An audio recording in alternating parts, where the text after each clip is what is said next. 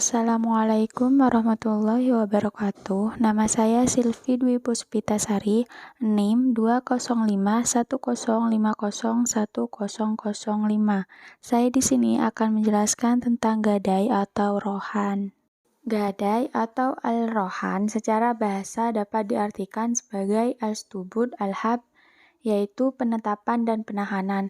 Istilah hukum positif di Indonesia, rohan adalah apa yang disebut barang jaminan, agunan, rungguhan, cagar atau cagaran, dan tanggungan.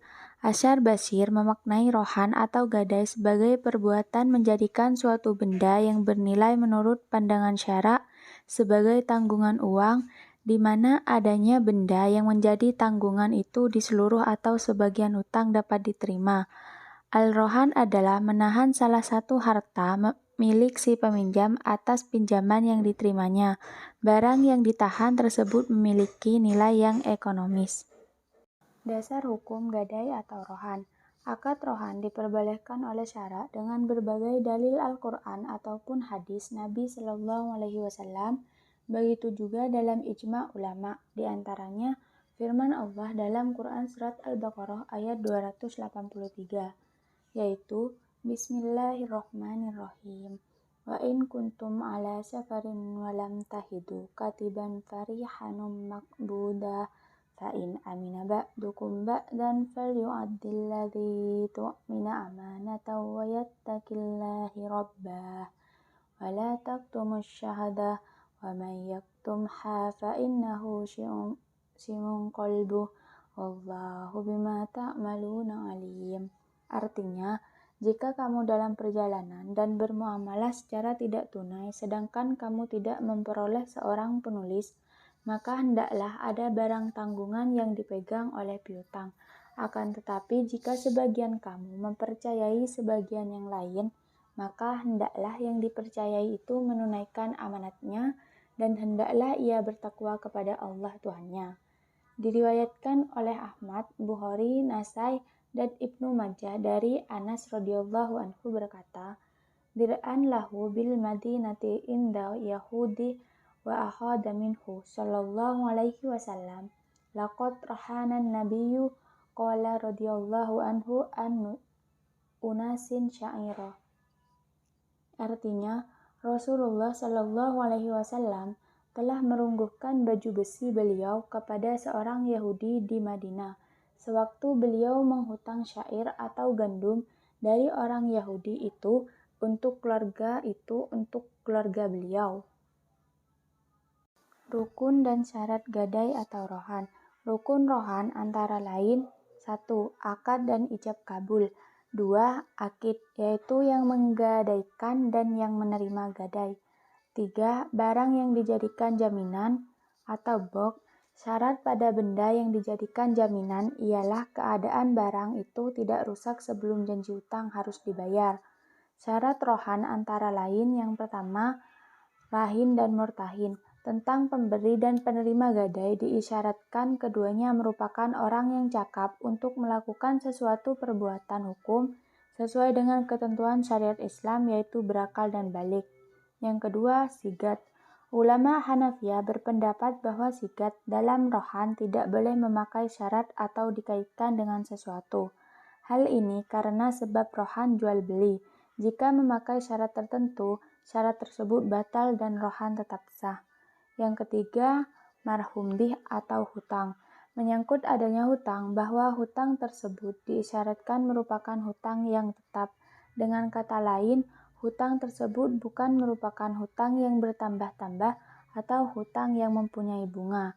Sebab seandainya hutang tersebut merupakan hutang yang berbunga, maka perjanjian tersebut sudah merupakan perjanjian yang mengandung unsur riba.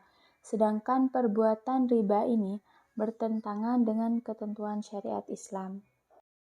Aplikasi dalam perbankan. Kontrak rohan dipakai dalam perbankan dalam dua hal, yaitu sebagai produk pelengkap, artinya sebagai akad tambahan, jaminan atau kolateral terhadap produk lain seperti dalam pembiayaan bai al-murabahah. Bank dapat menahan nasabah sebagai konsekuensi akad tersebut. Yang kedua, sebagai produk tersendiri.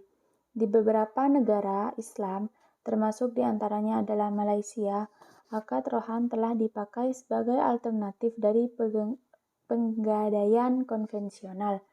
Bedanya dengan pegadaian biasa, dalam rohan nasabah tidak dikenakan bunga, yang dipungut dari nasabah adalah biaya penitipan, pemeliharaan, penjagaan, serta penaksiran. Perbedaan utama antara biaya rohan dan bunga pegadaian adalah dari sifat bunga yang bisa berakumulasi dan berlipat ganda, sementara biaya rohan hanya sekali dan ditetapkan di muka. Ketentuan umum pelaksanaan rohan dalam Islam. Beberapa hal yang perlu diperhatikan dalam pelaksanaan rohan antara lain: 1. Kedudukan barang gadai. Selama ada di tangan pemegang gadai, maka kedudukan barang gadai hanya merupakan suatu amanat yang dipercayakan kepadanya oleh pihak penggadai. 2. Pemanfaatan barang gadai. Pada dasarnya, barang gadai tidak boleh diambil manfaatnya baik oleh pemiliknya maupun oleh penerima gadai. 3. Risiko atas kerusakan barang gadai. Ulama mazhab Syafi'i dan Hambali berpendapat bahwa murtahin, penerima gadai, tidak menanggung risiko sebesar harga barang yang minimum. 4. Pemeliharaan barang gadai.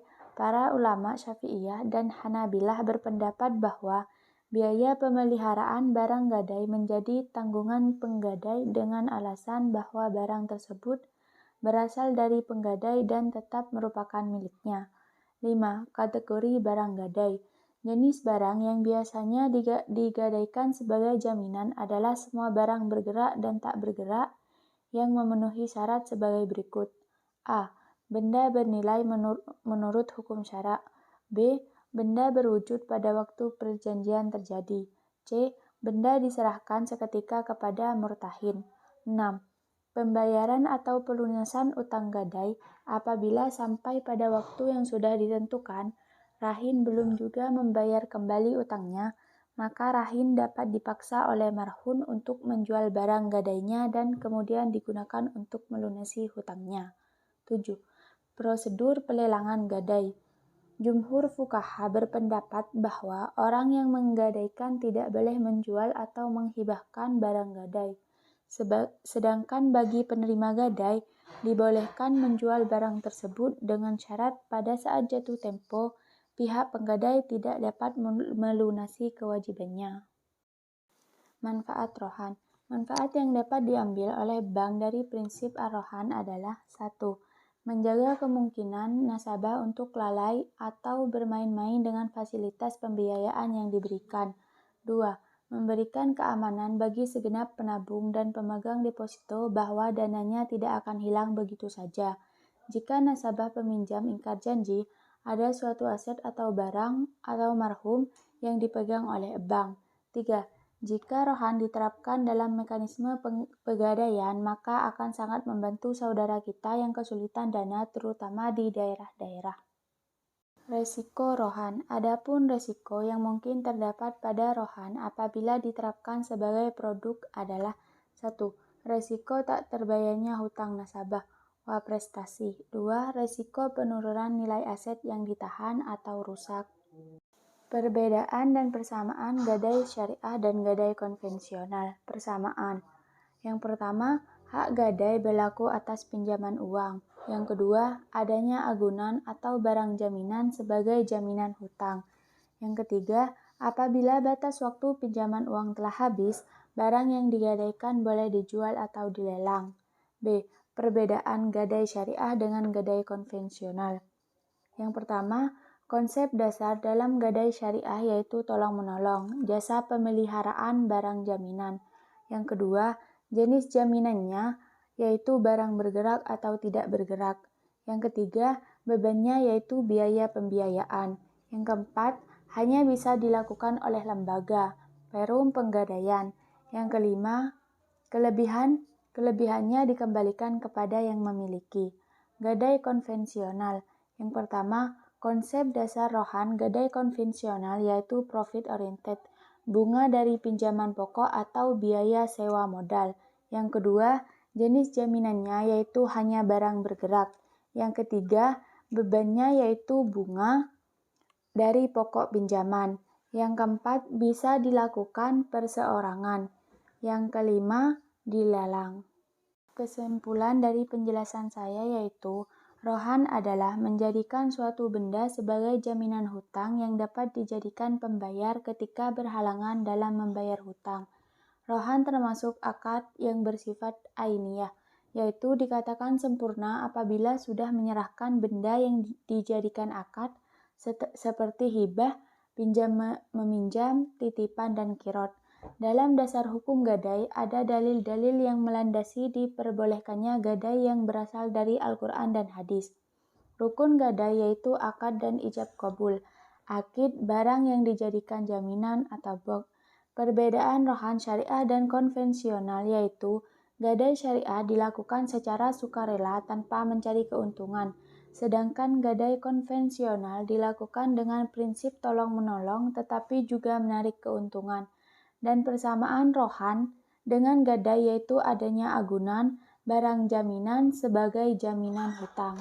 Sekian penjelasan dari saya, kurang lebihnya mohon maaf. Wassalamualaikum warahmatullahi wabarakatuh.